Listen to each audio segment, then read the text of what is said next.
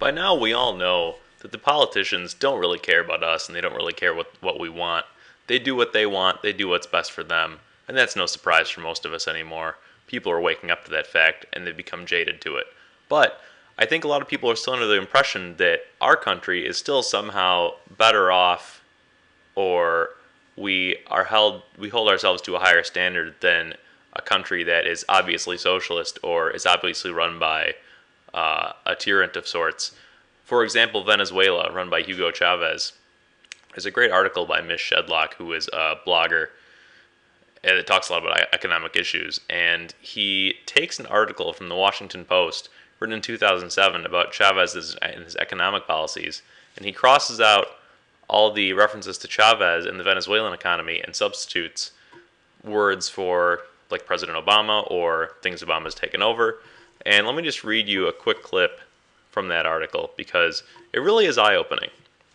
Quote, "And finally we know that when a state becomes totally corrupt, an economic collapse always follows.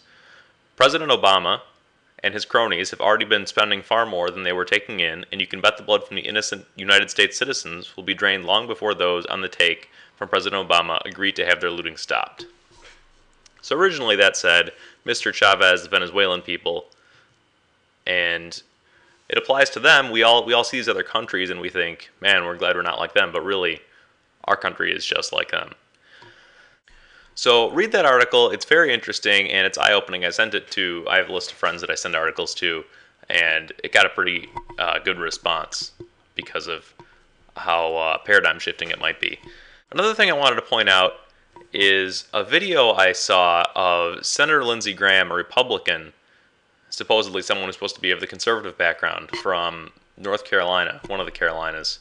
He was having a town hall meeting and someone was trying to ask him questions, and you can see him standing there just saying his talking points, and the person who's questioning him is giving him responses, but he just continues to say his talking points. He just is completely indifferent to what the person has to say. He's talking about TARP, and he says, oh, TARP was a good deal, and the guy says, well, no, it wasn't for these reasons, and he just keeps talking and said, oh, I would do that, and he changes the subject, and it